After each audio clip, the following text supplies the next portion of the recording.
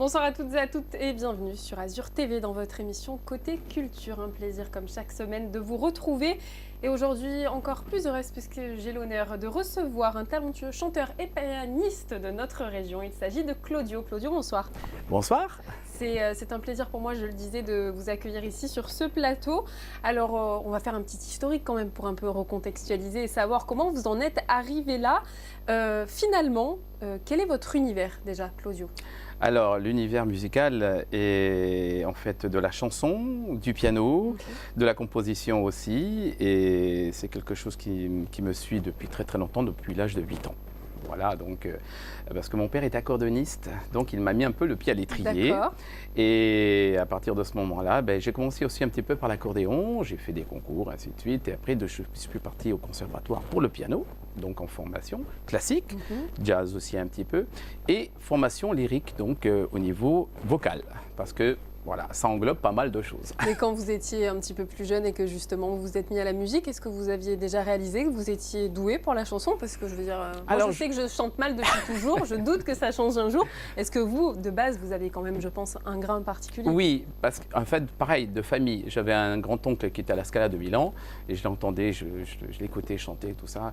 Et c'est vrai que chez les Italiens, parce que mes origines sont italiennes, chez les Italiens, on a toujours ce fil un petit peu conducteur de la musique, du chant, parce qu'à la fin des repas, on chante. Et je voyais ma famille, mes amis, les amis de mes parents chanter. Et j'avais toujours un petit peu ce grain, donc je chantonnais un petit peu. Et comme j'ai fait dans tous mes instruments, que ce soit l'accordéon, le piano, le chant, j'ai quand même suivi une formation classique au départ, lyrique, et donc que j'ai exploité après en variété. Mais il y a toujours eu des cours, il y a toujours eu quelque chose qui est un suivi. C'est pas venu comme ça, c'est un gros travail. C'est un gros travail. Vous avez justement parlé à l'instant de vos origines italiennes. Vous avez d'ailleurs consacré un spectacle un petit peu hommage qui s'appelle Viva Italia. Parlez-nous de cela. Alors Viva Italia, c'est en fait une histoire qui m'est arrivée en 2012, puisque j'étais chef d'orchestre donc au Palm Beach à Cannes pendant 6-7 ans. Donc j'étais coordinateur de spectacle et avec l'orchestre.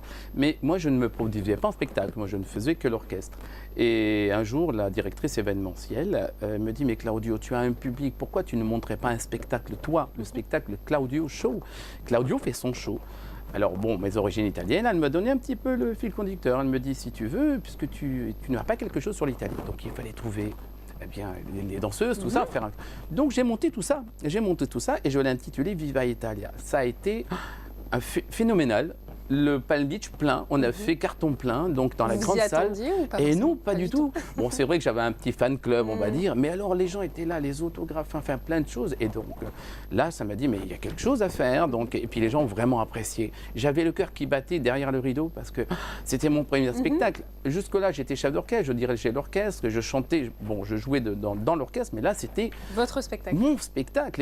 Les gens venaient pour Claudio, donc au Palm Beach. Et ça, je me suis dit, bon, donc si ça a marché une fois, on va exploiter, puis on va fignoler un petit peu le tout. Voilà, donc. Justement, on regarde un petit extrait. Allez. C'est parti. Sous le ciel de Bercy, un philosophe assis, de musiciens, quelques badauds et des gens par milliers. Elle court, la maladie d'amour dans le cœur des enfants de 7 à 77 ans. Elle chante la rivière insolente qui unit dans son lit les cheveux blonds, les cheveux gris.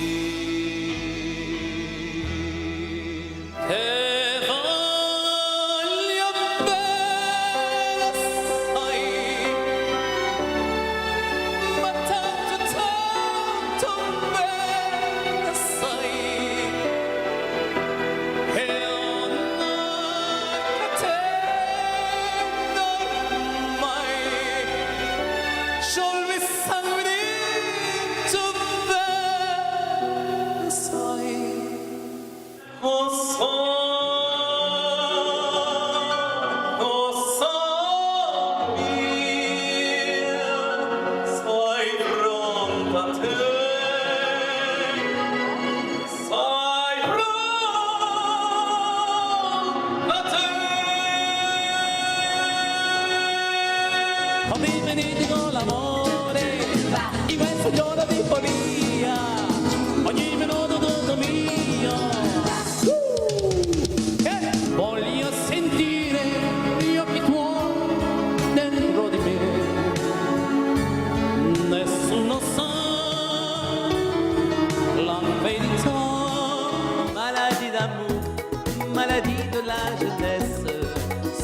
tu n'aimes que moi et reste tout près de moi. Oh. Claudio, on parlait du Palm Beach, mais vous êtes aussi produit dans les plus grands palaces et les plus grandes scènes sur la Côte d'Azur, mais vous avez fait aussi un endroit particulier, cette Oui. fois-ci en tant que pianiste, l'Orient Express. Oui, l'Orient Express, j'étais le premier pianiste français, donc c'était en 91, donc à être choisi, parce qu'il faut vraiment montrer un CV voilà, pour être pianiste sur l'Orient Express. C'était une expérience phénoménale. Et à chaque fois que je dis à des amis ou à des gens qui me posent la question « Oh, tu as fait l'Orient Express !» Et Moi oui, aussi, ça c'est- m'a interpellée. Ah oui, c'est vraiment quelque chose qui est merveilleux. Et même à chaque fois qu'on s'arrêtait dans les gares, les gens montaient pour voir en fait l'Orient Express et voyaient le pianiste, donc c'était moi.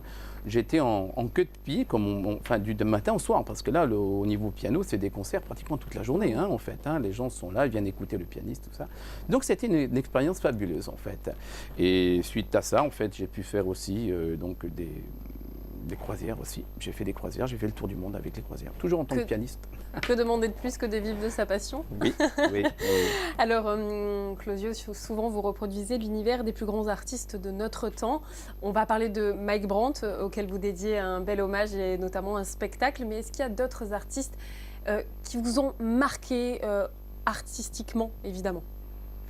Alors, il y en a plusieurs en fait. C'est vrai que je suis au départ, je me qualifie un petit peu comme chanteur de charme en fait, parce que j'aime bien apporter du bonheur. Voilà, je suis quelqu'un qui m'adresse souvent à la gente féminine, un petit peu tout le monde, mais ce sont des chansons de charme en fait.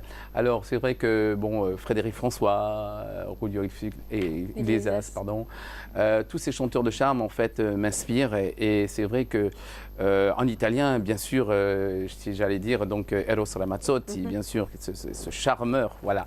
Donc je reste toujours en fait dans ce genre donc de répertoire et qui me va bien parce que les gens me le disent. Voilà. Très bien. Mike Brandt, justement, c'était un artiste qui a compté pour vous?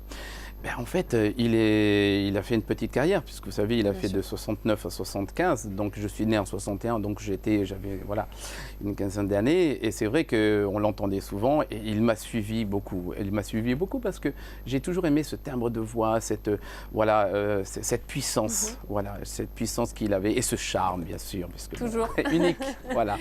Vous vous êtes déjà produit dans la région PACA, je crois, avec ce spectacle. Oui, j'ai fait un spectacle récemment donc à Contes, au Théâtre de Verdure, où il y avait plus de 2500 personnes et j'en suis très très fier. Ça a été une scène pour moi qui est donc phénoménale.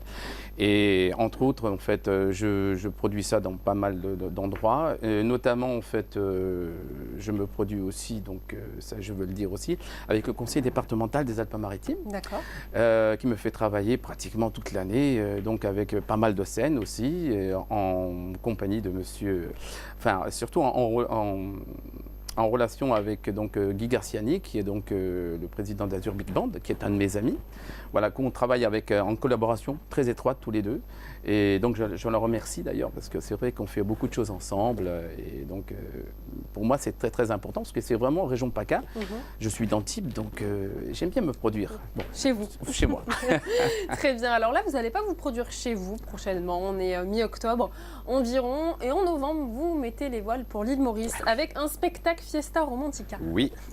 Alors ça, en fait, c'est quelque chose que j'ai déjà en fait effectué l'année dernière, donc au mois de décembre, et il y a eu un tel succès là-bas, parce qu'il faut se dire qu'en l'île Maurice, ils adorent la chanson française, ils adorent Frédéric François, Mike Brandt, ils adorent Claude François, voilà, et tous les chanteurs romantiques, ils aiment ça, voilà, donc, et j'avais fait ça, donc j'avais monté ça l'année dernière, l'essai a été concluant, et cette année, je me reproduis donc le 1er décembre donc à l'île Maurice, dans une grande salle de théâtre qui s'appelle donc Serge Constantin, d'ailleurs le théâtre Serge Constantin qui est français, et avec des musiciens mauriciens et des danseuses mauriciennes. Donc ça va être grandiose parce qu'il y a plusieurs tableaux et j'apporterai même l'opérette. D'accord. L'opérette, Mike Brandt, Frédéric François, de l'italien bien sûr, parce qu'ils adorent aussi la chanson italienne, donc ça va être un grand moment. Tout votre univers réuni en un spectacle. Oh on oui, peut dire. oui.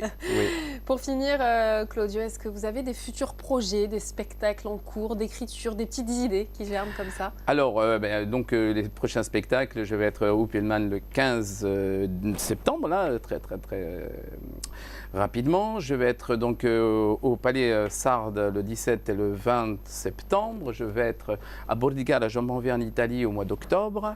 Je vais faire aussi la grande journée, donc ça j'y tiens aussi beaucoup, la journée Alzheimer, où en fait je vais faire un spectacle et je vais faire donc produire Viva Italia fin septembre, le 29 septembre, à la Turbie. Voilà, le grand spectacle Viva Italia au complet. D'accord, très bien. Et est-ce qu'il y a d'autres spectacles qui vont arriver, qui n'existent pas encore? Oui, je pense, mais bon, voilà, ils sont en préparation, donc... Vous viendrez m'en parler en temps voulu. Avec grand plaisir, en tout cas. Super, merci beaucoup. Merci à vous. C'est la fin de cette émission. On se retrouve mercredi prochain pour découvrir un nouvel invité. À très bientôt. Bye bye.